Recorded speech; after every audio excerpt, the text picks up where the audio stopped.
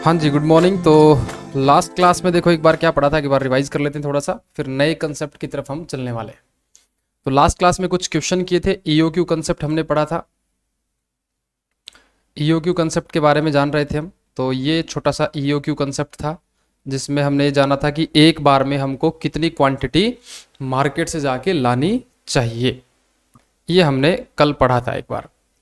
फिर purchase policy के बारे में बताया था कि 3 आइटम होंगे, एक होगा आपका परचेज कॉस्ट, एक होगा उसको लाने का खर्चा, एक होगा उसको रखने का खर्चा। सभी ऑर्गेनाइजेशन चाहते हैं कि ये तीनों ही खर्चे कम से कम हो जाएं। इसी के लिए वो क्या करते हैं, टोटल इन्वेंट्री कॉस्ट की कैलकुलेशन करते हैं।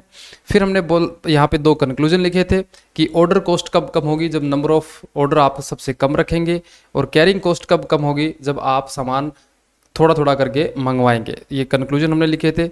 फिर एग्जाम्पल और एक फॉर्मूला लिखा था। फिर डिस्काउंट वाली बात लिखी थी। फिर हमने ये क्वेश्चन किए थे 1 2 3 14 15 और 16 नंबर तक हमने क्वेश्चन किए थे।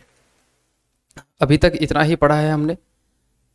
तो चलो जनाब, अब एक लास्ट में इसका एक छोटा सा नोट और लिख लो, उसके बाद नेक्स्ट कंसेप्ट की तरफ हम चलने वाले हैं। एक छोटा सा नोट लिखेंगे सभी लोग।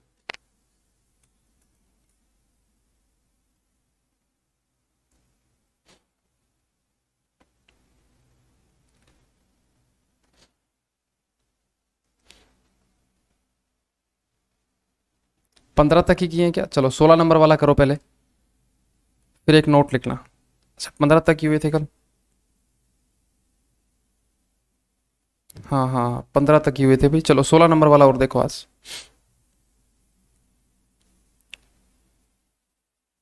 16 क्वेश्चन नंबर देखो। आइए 16 क्वेश्चन नंबर में देखो क्या बोला है कि from the following particulars respect to a particular item of material manufacturing company calculate the best quantity to order. Best quantity to order का मतलब है कि एक बार में हमको कितनी क्वांटिटी मार्केट से लानी चाहिए। क्वेश्चन ने बताया है कि देखो हमारा जो सप्लायर है उसने ये कोटेशन हमको दिए। अगर हम उससे एक बार में 250 टन वजन लेंगे, 250 टन सामान खरीदेंगे तो 6 का भाव लगेगा। 250 से 800 के बीच में लेंगे तो 5.9 का भाव लगेगा। 800 से 2000 ये अलग अलग भाव दे रखे कि भैया जितनी जितनी ज़्यादा क्वांटिटी तुम खरीदोगे वैसे वैसे तुम्हारा प्राइस क्या होता जाएगा, कम होता जाएगा, सस्ता होता जाएगा। हमको पूरे साल में 4000 टन सामान खरीदना है। 4000 टन सामान खरीदना है। स्टॉक होल्डिंग कॉस्ट का मतलब है रखने का खर्चा, 20% of material cost per annum. और डिलीवरी कॉस्ट मतलब आने जाने का खर्चा, 6 रुपये पर ऑर्डर। हमको पूछा है कि बताइए अगर ये सप्लायर ने ये दिए हैं तो हमको कितनी क्वांटिटी एक बार में लानी चाहिए। तो देखो कल वाले सवाल में डिस्काउंट था, यहाँ पे देखो डिस्काउंट का एक केस था कल वाले में कि अगर अगर तुम 4000 क्वांटिटी एक साथ लेते हो तो 4% का डिस्काउंट मिलता है। इस क्वेश्चन में डिस्काउंट बहुत सारे हैं। यहाँ 10 पैसे का डिस्काउंट है, फिर 20 पैसे का, फिर 30 पैसे का, फिर 40 पैसे का। तो अलग अलग डिस्काउंट है। तो हमको 1 2 3 4 5 5 बार ये सवाल करना पड़ेगा। तो अपन एक टेबुलर फॉर्म में करेंगे, पांचों बार एक ही साथ करेंगे। ठीक है, आओ जनाब देख लेते हैं। एक टेबल बनानी है आपको मेरे साथ में।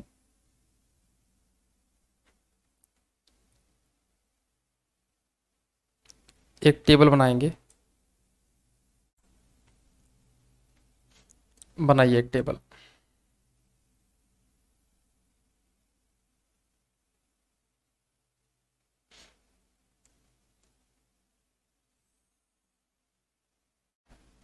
टेबल पे लिखिएगा total inventory cost at different order size. Total inventory cost निकालेंगे, पर एनम निकालेंगे एट डिफरेंट ऑर्डर साइज। तो सबसे पहले तो आप लिख देंगे यहाँ पे पर्टिकुलर्स का कॉलम आ जाएगा एक। उसके बाद 1 2 3 4 5 कॉलम और लगाने हैं आपको। 1 2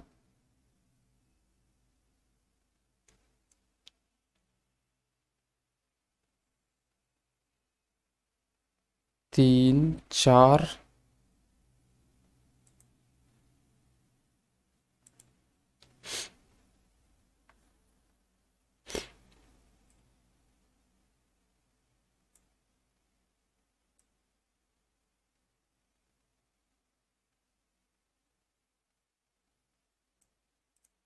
एक कॉलम और बनाना है।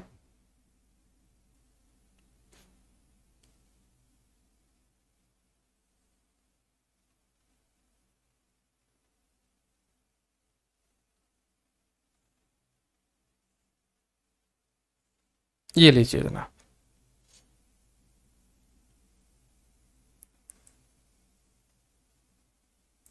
यहां लिख दीजिएगा पर्टिकुलर्स।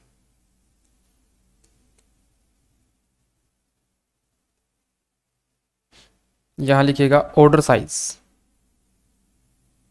पहले वाले में देखो, पहले वाले में ऑर्डर साइज है लेस देन 250, तो 250 से कितना भी कम मान लो, मतलब अगर आप 100 भी मान सकते हो, 150 भी मान सकते हो, 180 मान सकते हो, 199 मान सकते हो, 200 मान सकते हो, लेकिन मैं 200 मानूंगा क्योंकि 200 में दो जीरो होती हैं और कैलकुलेशन मल्टीप्लिकेशन में सारी कैलकुलेशन ईजी हो जाएंगी, इसलिए मैं ना इसमें तो 200 मान रहा हूँ कि भैया पहले वाले में अगर मैं 200 क्वांटिटी एक बार में लेके आऊँ।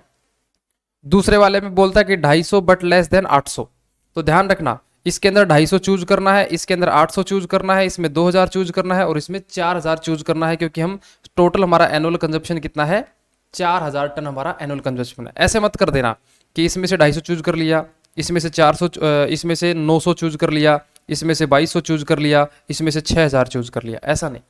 हमको पूरे साल में 4000 क्वांटिटी लेके आनी है, सप्लायर ने हमको ये रेट दिए हैं, तो हम क्या करेंगे, हम सभी का बेस लेवल एक जैसा रखेंगे। बेस लेवल का मतलब क्या है कि इसके अंदर से तो 200 ले लो, इसके अंदर से स्टार्टिंग पॉइंट यहां से ले लो, स्टार्टिंग पॉइंट ये वाला, स्टार्टिंग पॉइंट ये वाला और स्टार्टिंग पॉइंट ही ये वाला, तो सारे के सारे स्टार्टिंग पॉइंट ही ले रहा हूं मैं। तो अगले वाले में 250 एक बार में लेके आऊंगा, उससे अगले वाले में 800 एक बार में लेके आऊंगा, उससे अगले वाले में 2000 और उससे अगले वाले में 4000। ये मेरे आ गए ऑर्डर साइज अलग अलग।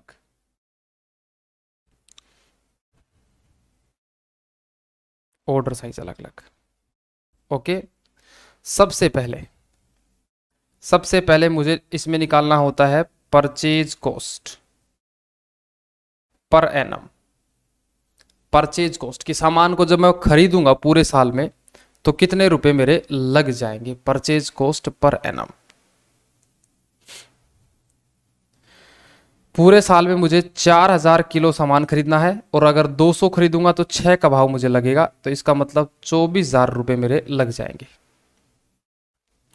दूसरे केस में पूरे साल में 4000 खरीदूंगा और अगर 250 खरीदता हूं तो 5.90 का भाव मेरे को देना होता है। तो कैलकुलेटर से आप कैलकुलेट कर करके लिख देंगे। 1 मिनट में कैलकुलेटर लेके आता हूं।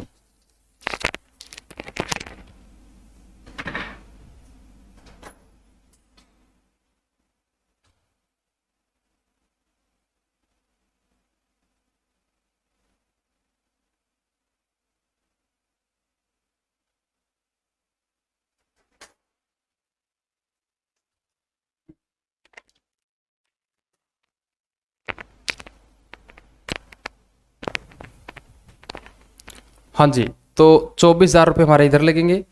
नेक्स्ट वाले केस में 4000 मल्टीप्लाई 5.9,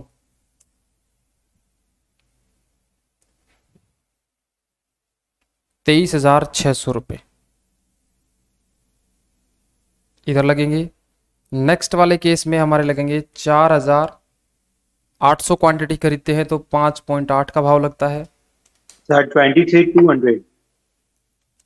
वेरी गुड, 23,200। नेक्स्ट वाले में 4000 पूरे साल में खरीदते हैं और 2-2 हज़ार एक एक बार में खरीदेंगे तो 5.7 का भाव लगेगा हमारा।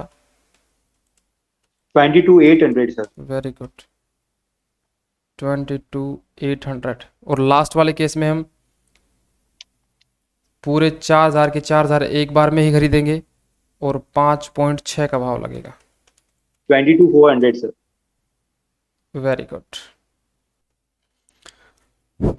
तो ये तो हो गया पूरे साल में खरीदने का खर्चा। अब इसके बाद एनुअल ऑर्डर कॉस्ट, लाने का खर्चा, A divide by order size multiply by O. A divide by order size multiply by O. तो पूरे साल में हमको 4000 क्वांटिटी लेके आनी है। एक बार में अगर 200 क्वांटिटी लेके आओगे तो कितने चक्कर मार दोगे तुम? पूरे साल में 4000 लानी है, एक बार में 200, तो 20 चक्कर लगा दोगे। 20 ऑर्डर आपको देने पड़ेंगे। एक ऑर्डर के बदले 6 रुपए है, तो मैं डायरेक्टली कैसे लिख दूंगा? देखो, मैं बोलूंगा देखो पूरे साल में 4000 लेके आना है, एक बार में आप 200 लेके आओगे, एक बार आने जाने का खर्चा है 6 रुपया। तो जनाब ये आ जाएगा मेरा 120 रुपया आने जाने का खर्चा। और इधर पूरे साल में 4000 लेके आने हैं, एक बार में अगर तुम 250 लेके आते हो मल्टीप्लाई बाई 6, तो ये अलग आएगा। 4000 डिवाइड बाई 250 मल्टीप्लाई 6, 96 रुपया। अगले वाले में 4000 लेके आनी है, लेकिन एक बार में 800 लेके आओगे, तो 6 कितना? 4000 डिवाइड 800 मल्टीप्लाई 6, 30 रुपये। उससे अगले वाले में 4000 लेके आनी है, लेकिन एक बार में 2000, तो 2 ही चक्कर लगेंगे, तो 12 रुपये में ही ट्रक का किराया लग जाएगा। और 4 के 4 एक बार में ही लेके आओगे, तो एक ही चक्कर में सारा सामान आ जाएगा, 6 रुपये का सामान आ जाएगा। 6 रुपये का सामान आ जाएगा। लास्ट इसमें लिखेंगे एनुअल कैरिंग कॉस्ट। वो होता था order size divide 2 multiply by C, multiply by C.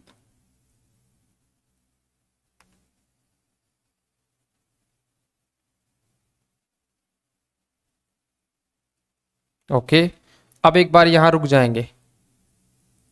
Total inventory cost आ जाएगी, जैसे जोड़ लगाएंगे। सारे बच्चे बताओ, कल मैंने सिखाया भी था, कैरिंग कॉस्ट जो है वो क्वेश्चन ने हमको बता रखी है कि 20% लगती है। सारे बच्चे पहले बताओ, ये 20% कौन से वाले अमाउंट का होगा?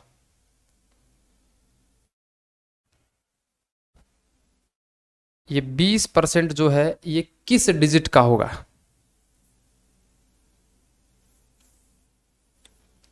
बोलो जी बोलो।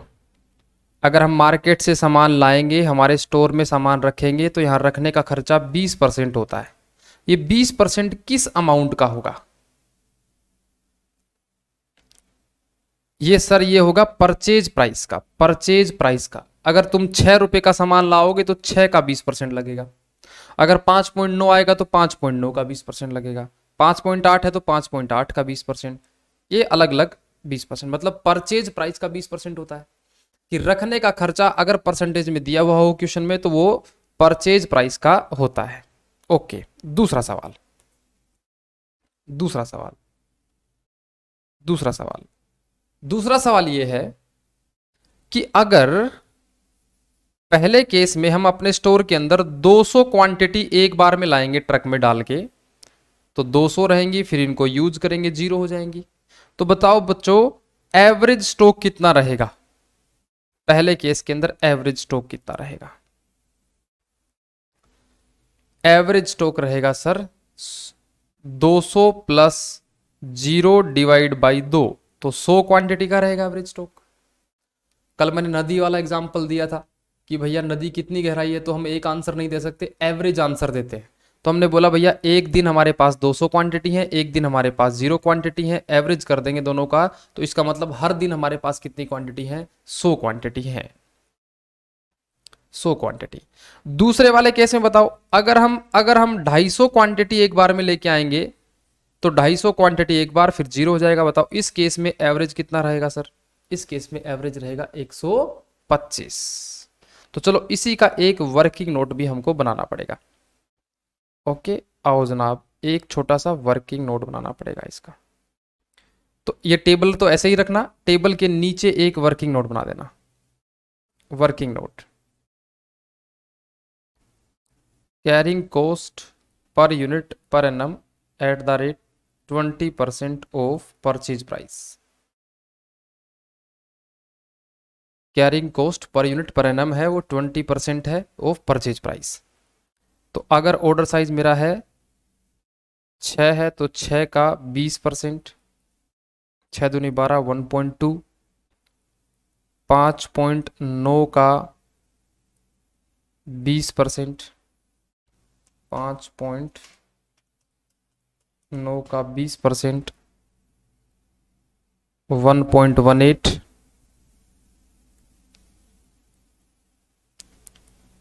तीसरा केस 5.8 का 20%। चौथा केस 5.7 का 20%।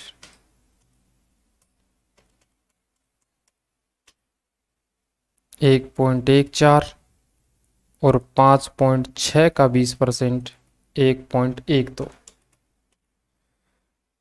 ओके, बस तो अब सवाल पूरा हो जाएगा। ऑर्डर साइज है इस वाले में 200, आधा कर देंगे मल्टीप्लाई 1.2, तो 100 मल्टीप्लाई 1.2, 120 रुपया।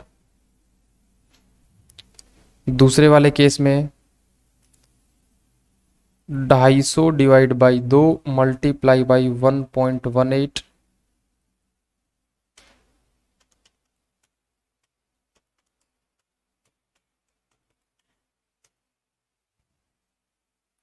ये आ जाएगा आपका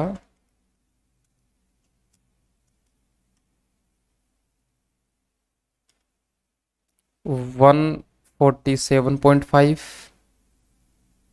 नेक्स्ट वाले में 800 divide 2 multiply by 1.16। Sir 464। Very good, 464। इस वाले केस में 2000 का आधा मल्टीप्लाई 1.14,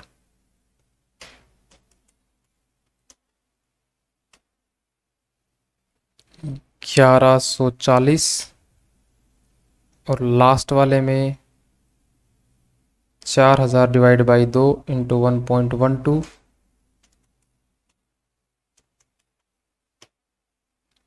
2240। 2240। काफी बच्चे लेट जुड़ रहे हैं भाई। तीशा, स्पर्श, विदित बाबू, टाइम पे आया करो। ऑनलाइन में भी बताओ लेट होते तुम। भारतीय आदमी कुछ नहीं हो सकता, भारतीय आदमी।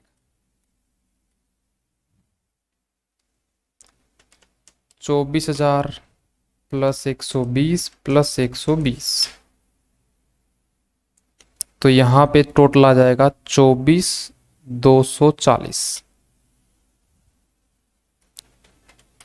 23,600 plus 96 plus 147.5, 23,843.5, 23,843.5, 23,200 plus 30 plus 464, 23,694, 22,800 plus 12 plus 1140, 23,952,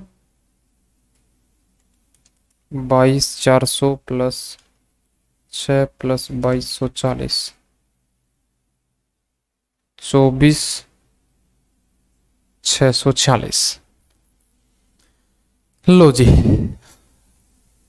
तो ये सवाल में क्या करना था, 5 बार करना था। अभी तक ईओक्यू के सवाल हमने एक एक बार एक एक क्वांटिटी के साथ ही किए थे, इसमें 5 अलग अलग क्वांटिटी के साथ किए।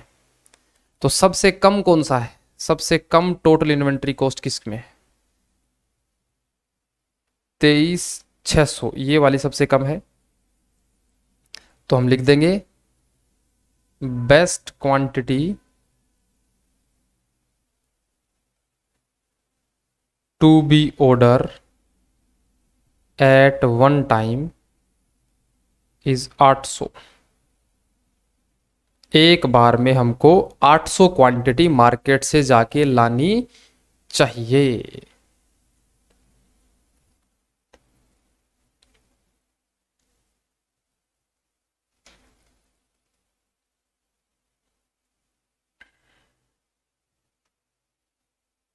जल्दी से नोट डाउन करिए, फिर नेक्स्ट कंसेप्ट की तरफ बढ़ेंगे।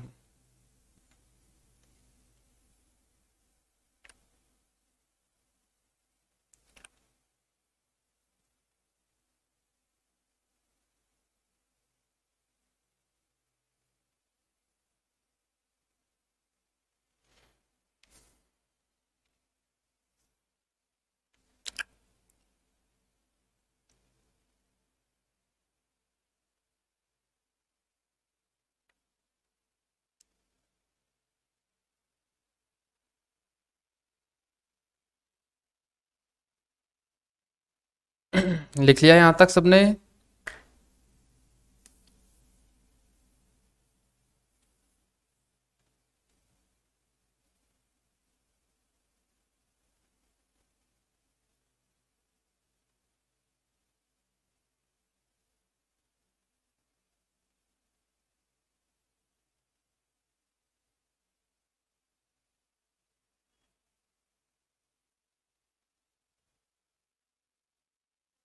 चल सकते हैं भैया आगे थोड़ा सा?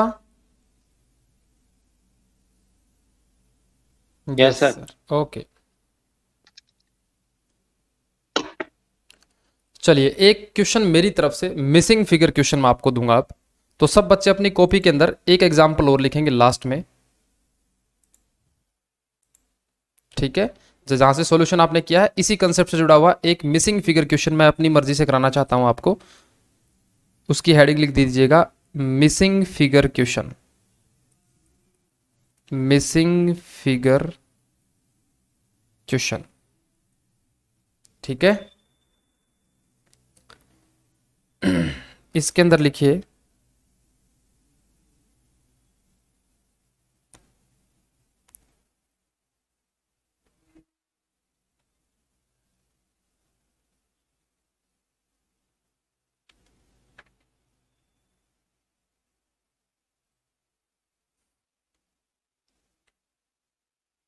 लिखिए A equal to 36,000 units, O equal to ₹25 per order, C equal to ₹0.2 per unit per annum, per unit per annum. मैंने आपको बोला find total order cost plus carrying cost at EOQ level. एक छोटा सा सवाल मैंने आपसे पूछा है कि फाइंड करिए total order cost plus carrying cost at EOQ level. एक ये स्पेशल क्वेश्चन करवा रहा हूं, ये अपनी बुक में नहीं है लेकिन इसका MCQ क्वेश्चन आता है एग्जाम में, इसलिए आपको ये क्वेश्चन मैं करवा कर रहा हूं, ठीक है? सॉल्यूशन लिखिएगा इसका। फिर मिसिंग, इसके अंदर मिसिंग डेटा कैसे होगा वो भी बताता हूं। देखो सबसे पहले हम निकालेंगे EOQ, 2 multiply A multiply O divide by C का रूट 2 है, मल्टीप्लाई 36,000 है, मल्टीप्लाई 25 रुपये है, डिवाइड बाई 0.2 है। तो एक बार में कितनी क्वांटिटी लानी चाहिए? मल्टीप्लाई 25 डिवाइड बाई 0.2, 3,000 यूनिट्स एक बार में लानी चाहिए। अगर एक बार में 3,000 यूनिट लेके आते हैं तो आप में से कोई मुझे बताएगा इससे क्या फायदा हो जाएगा? अगर 3,000 क्वांटिटी एक बार में लेके आता हूं मैं, पूरे साल में 36,000 लेके आनी है और एक बार में 3,000 क्वांटिटी लेके आऊंगा, तो इससे मुझे फायदा क्या होगा? बता सकते हैं क्या आप? सर कैरिंग कॉस्ट कम आएगी। Very good. रखने का खर्चा भी कम से कम आएगा और आने जाने का खर्चा भी कम से कम आएगा। तो देख लेते हैं एनुअल ऑर्डर कॉस्ट कितनी आएगी। तो देखो 36,000 क्वांटिटी लेके आनी है, एक बार में 3,000 लेके आओगे तो 12 चक्कर लगेंगे और एक चक्कर का 25 रुपया लगेगा, एक चक्कर का 25 रुपया लगेगा। तो इस प्रकार से 36,000 डिवाइड 3 मल्टीप्लाई 25, 300 रुपये तो आने जाने के पूरे साल में लगेंगे। और दूसरा एनुअल कैरिंग कॉस्ट जो लगेगी पूरे साल में, रखने की खर्चे जो लगेंगे, तो अगर तुम 3,000 यूनिट्स लेके आओगे तो एवरेज बेसिस पे 1,500 ही संभालोगे और एक यूनिट को संभालने का 0.2 रुपया लगता है, तो ये भी 300 रुपया आ गया। तो इसका टोटल कितना हो गया? 600 रुपया हो गया टोटल। इसको रेलेवेंट कॉस्ट भी बोलते हैं, टोटल रेलेवेंट कॉस्ट।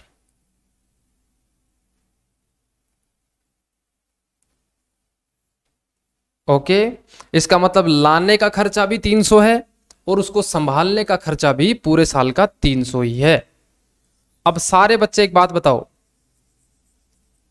अगर मैं 3,000 क्वांटिटी एक साथ नहीं लेके आऊं, मैं अगर 4,000 क्वांटिटी एक साथ लेके आऊं, एक एक साथ में 4,000 क्वांटिटी लेके आऊं, तो मेरे को बताओ एनुअल ऑर्डर कॉस्ट कम होएगी या ज्यादा होएगी? 300 से बढ़ेगी या घटेगी? अगर 3,000 की बजाय 4,000 लेके आऊं तो ऑर्डर आने जाने का खर्चा मेरा है वो कम हो जाएगा या ज्यादा हो जाएगा? सर वो कम हो कम जाएगा। होगा सर। कम क्यों हो जाएगा? क्योंकि सर आप ज्यादा ज्यादा क्वांटिटी लाओगे तो मार्केट में कम बार जाना पड़ेगा, और कम बार जाना पड़ेगा तो फिर आपका खर्चा क्या हो जाएगा? कम हो जाएगा।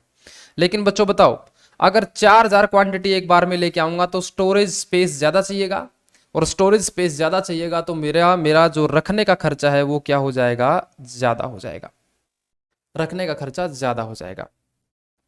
लेकिन मैं चाहता हूं कि ये दोनों खर्चे एक दूसरे के बराबर रहें, ना तो कम लगे ना ही ज्यादा लगे। तो वो किस लेवल पे लगेंगे? अगर मैं 3,000 क्वांटिटी लेके आता हूं। ओके सर, अब एग्जाम में इसी बात को कैसे पूछा जाता है सुनो जरा। एग्जाम में इसी बात को कैसे पूछा जाता है? एग्जाम के लिए एक क्वेश्चन और बनाएंगे, इसी के बाद एक एग्जाम्पल और बनाएंगे। उसमें लिखेंगे total annual order cost and carrying cost equal to ₹600। Exam में ये उल्टा सवाल आएगा आपके। 600 रुपये दे रखे होंगे, आपको बोलेगा O equal to ₹25 per order, ये भी आपको क्वेश्चन में दिया जाएगा। सी इक्वल टू 0.2 रुपया पर यूनिट पर एनम, ये भी दिया जाएगा। और आपसे पूछेगा फाइंड EOQ, ऐसा सवाल पूछेगा आपसे, फाइंड EOQ। ये है मिसिंग फिगर क्वेश्चन। अब एक बात बताओ सब बच्चे, अगर क्वेश्चन ये है आपका तो EOQ कैसे निकलता है? ए होना चाहिए, ओ होना चाहिए, सी होना चाहिए। क्या आपके पास इस गिवन क्वेश्चन में ए की वैल्यू है? ए मतलब एनुअल कंजप्शन, ए की वैल्यू नहीं है। तो इसी को निकालने का एक सॉल्यूशन है, वो सीख रहा है हमको। तो लिखिएगा सॉल्यूशन, लिखना when order size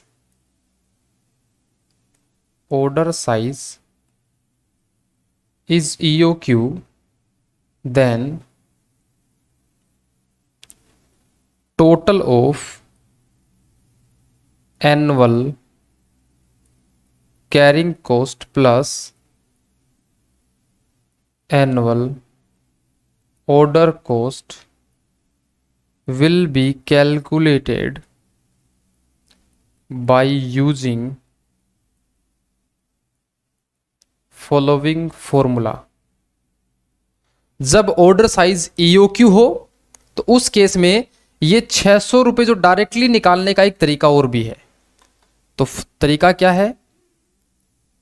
2 multiply A multiply O multiply C पूरे का रूट इक्वल टू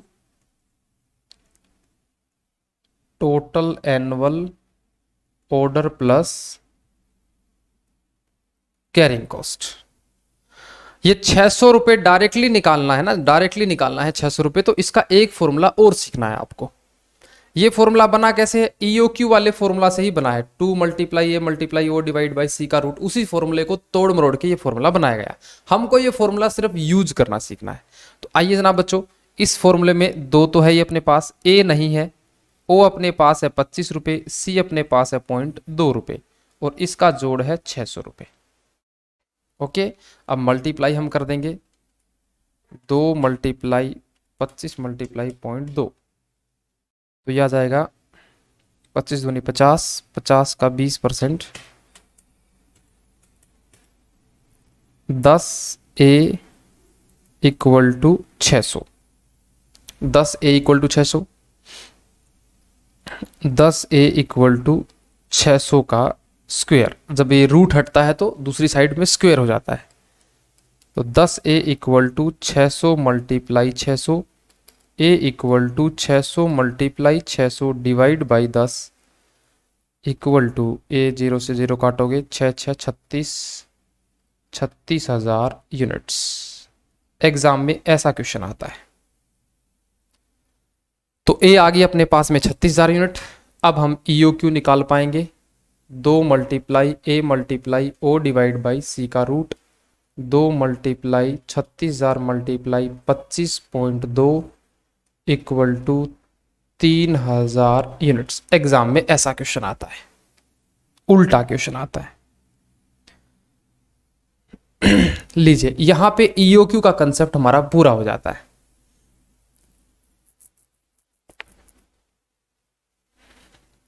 जल्दी से इसको नोट करिए और फिर नेक्स्ट कंसेप्ट की तरफ हम चलने वाले हैं।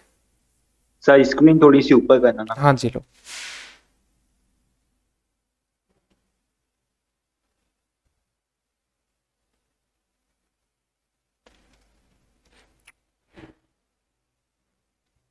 तो दो फॉर्मूले याद रखने हैं, एक 2AO डिवाइड बाई सी, ये EOQ का फॉर्मूला है, और 2 multiply A multiply O multiply C का रूट, ये टोटल रेलिवेंट कॉस्ट निकालने का फॉर्मूला है।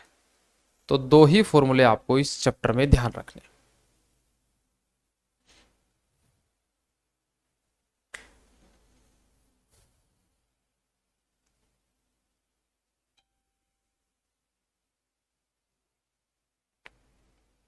ओके जी, लिख लिया यहां तक। Now EOQ concept is completed. आप में से ऐसा है कोई है जो EOQ कंसेप्ट को एक्सप्लेन कर पाए, एक बार बता पाए EOQ कंसेप्ट का ऑब्जेक्टिव क्या था, टोटल इन्वेंट्री कॉस्ट निकालते कैसे हैं?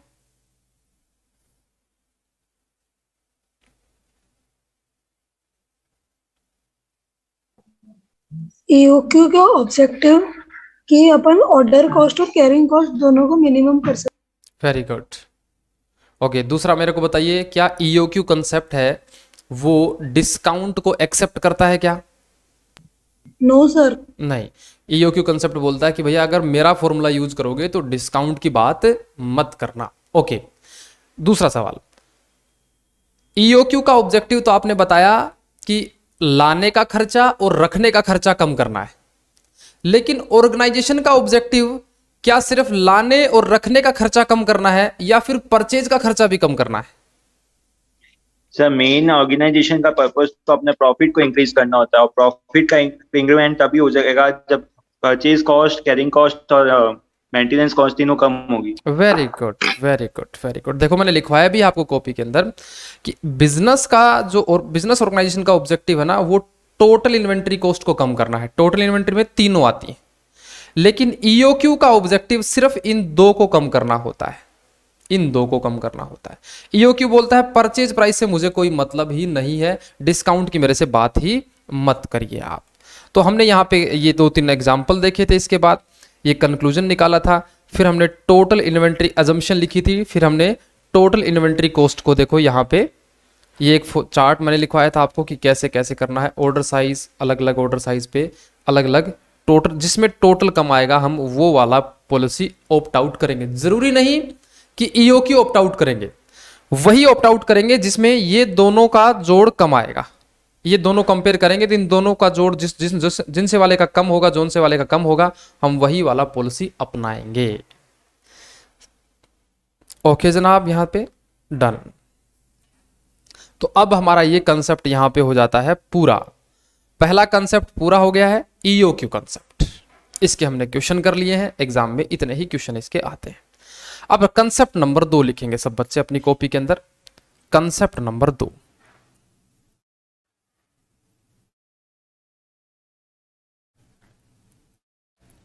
कॉन्सेप्ट नंबर 2, कॉन्सेप्ट नंबर 2 की हेडिंग लिखेंगे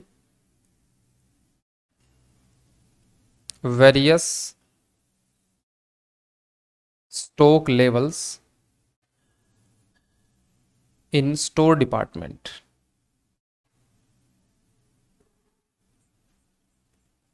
various stock level in store department.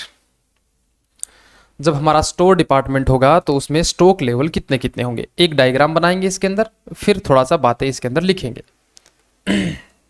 और ये कंसेप्ट भाई ईओक्यू कंसेप्ट से जुड़ा हुआ ही कंसेप्ट है, ठीक है। तो देखो बच्चों, ये तो है हमारी मार्केट। मार्केट से हम सामान खरीदते हैं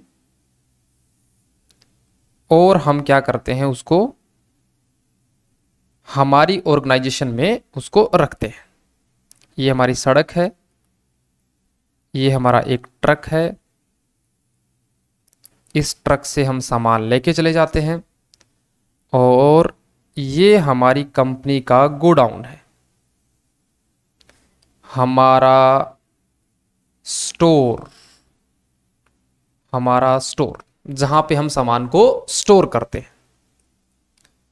अब जब स्टोर करते हैं तो अलग अलग लेवल होते हैं। लेवल कैसे होते हैं सर? देखो, स्टोर के अंदर कितनी सामान रखा जा सकता है, एक होता है मैक्सिमम लेवल। मैक्सिमम लेवल का मतलब है कि स्टोर के अंदर टोटल कितने सामान रखने की कैपेसिटी है। ओके, ठीक है सर। उसके बाद यहां होता है जीरो। जीरो स्टॉक, अगर मान लीजिए स्टॉक खत्म हो जाएगा तो जीरो लेवल आ जाएगा। लेकिन हम कुछ सामान क्या रखते हैं, कुछ सामान हम स्टोर में रिजर्व रखते हैं। रिजर्व स्टॉक रखते हैं मतलब सेफ्टी स्टॉक रखते हैं।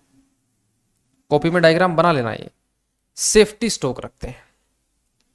ओके सर, तो सेफ्टी स्टॉक हमारा, ये हमारा हो गया सेफ्टी स्टॉक। भैया इतना सामान तो रिजर्व रखते हैं, इसको कभी यूज नहीं करते हैं। तो ये हमारा, ये जो लाल कलर वाला है, ये है हमारा सेफ्टी स्टॉक। इतना स्टॉक तो रहता ही है। इसी को हम बोल देते हैं मिनिमम स्टॉक। मिनिमम इतना स्टॉक तो हमारे पास रहता ही रहता है, मिनिमम स्टॉक। ओके सर, फिर हमने बोला भाई मिनिमम स्टॉक आपके पास रहता है और मैक्सिमम आपके पास रखने की कैपेसिटी है, तो इन दोनों का अगर एवरेज कर दें तो उसी को बोलते हैं हम एवरेज स्टॉक। Average stock. और एक बीच में और लगा देना इसके यहां पे, री ऑर्डर लेवल। इसी के बीच में आप लिख देना, बस ये थोड़ा सा अलग से समझाना है मुझे। री ऑर्डर लेवल। डन। एक एरो ऐसा बना देता हूं, एक एरो ऐसा बना देता हूं। इसी बात को मैं एक एग्जाम्पल के थ्रू आपको समझाना चाहता हूं। एग्जाम्पल के थ्रू समझाना चाहता हूं। एग्जाम्पल के थ्रू ऐसे समझाना चाहता हूं कि मैं कुछ आपको डेटा देना चाहता हूं। डेटा के अंदर आप लिखेंगे, एक छोटी सी टेबल बना देते हैं, उसके अंदर थोड़ी बड़ी टेबल बनाते हैं।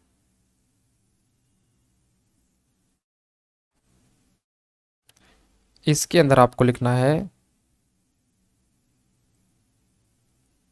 मिनिमम, और यहां पे 2 कॉलम बना देना। यहां पे लिखना है यूजेज रेट, और यहां पे लिखना है लीड टाइम। अभी समझाता हूं लीड टाइम का मतलब क्या है। एक बार ये डायग्राम मेरे साथ बनाइए आप। मिनिमम, एवरेज या फिर नॉर्मल और मैक्सिमम, और ये है यूजेज रेट। यूजेज रेट मैं आपको देना चाहता हूं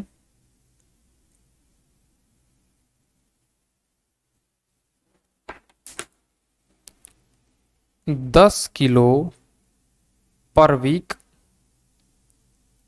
और ये 20 किलो पर वीक, और लीड टाइम मैं देना चाहता हूं 2 दिन, 2 डेज, और ये देना चाहता हूं मैं 4 डेज, 4 डेज। पहले एक बार ये डायग्राम बनाइए सब बच्चे, फिर आगे चलते हैं।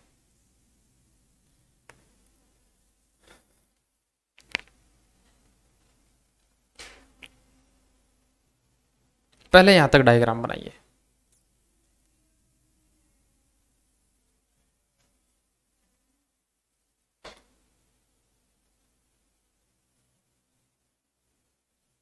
देखो बच्चों, अब एक छोटी सी बात मैं पूछना चाहता हूं आपसे।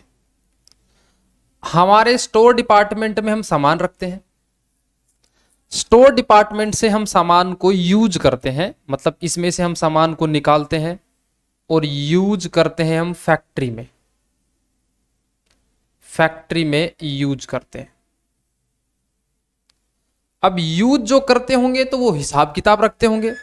तो मैं आपको इस फैक्ट्री का कुछ हिसाब किताब बता रहा हूं कि यहां पे हम मिनिमम यूज जो करते हैं ना, वो 10 किलो यूज कर लेते हैं एक वीक में। मतलब यहां से हम 10 किलो सामान एक वीक में फैक्ट्री में ले जाते हैं।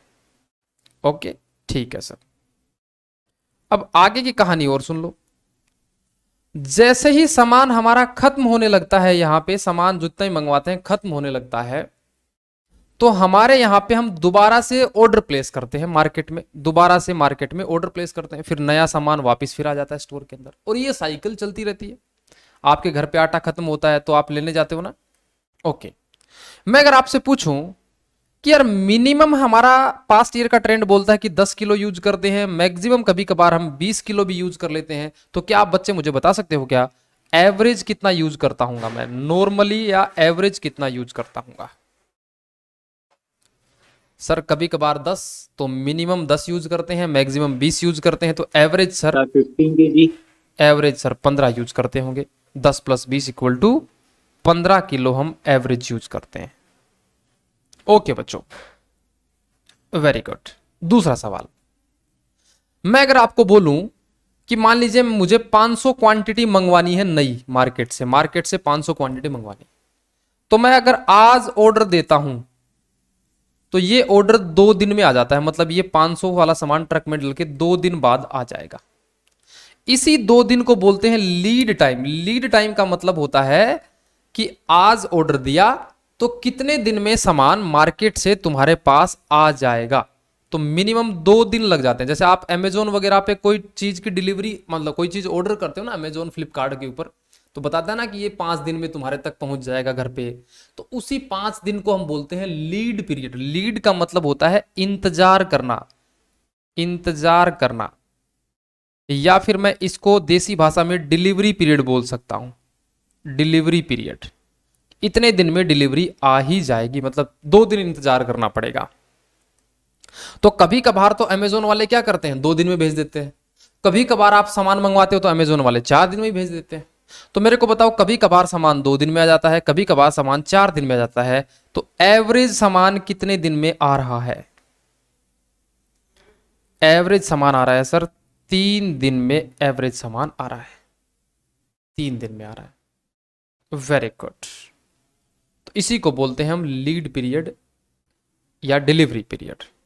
Okay sir, okay. अब एक बात बताओ मेरे को, अब एक छोटी सी बात बतानी।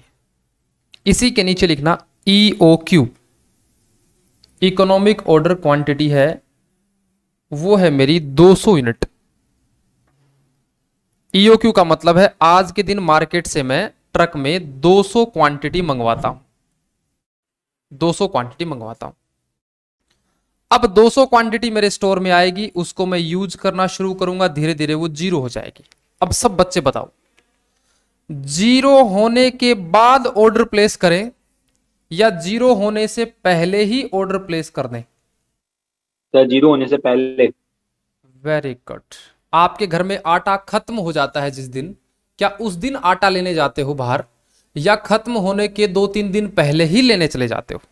सर हम 2-3 दिन पहले ही लेने चले जाते हैं। इसी को कॉस्टिंग की भाषा में बोलते हैं रीऑर्डर पीरियड, इसी को बोलते हैं रीऑर्डर लेवल, रीऑर्डर लेवल।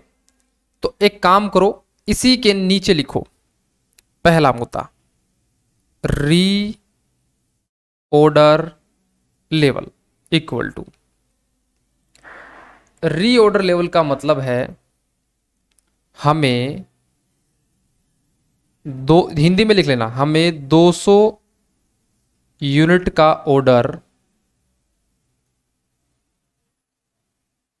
कब प्लेस करना चाहिए,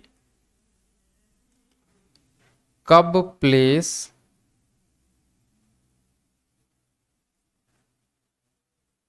करना चाहिए ताकि 200 ताकि हमारे स्टोर में, ताकि हमारे स्टोर में कभी भी सामान जीरो लेवल तक ना पहुंच जाए, जीरो ना हो जाए, ना हो जाए। हमको ऐसा लेवल निकालना है, उतनी क्वांटिटी निकालनी है ताकि हमारा स्टॉक कभी भी जीरो लेवल पे नहीं हो जाए। तो हमने बोला भाई अगर ऐसा पता करना है तो इसका फॉर्मूला बना दो, maximum usage multiply by maximum lead period. हमने बोला देखो एक दिन में हम 20 किलो, एक वीक में 20 किलो यूज करते हैं,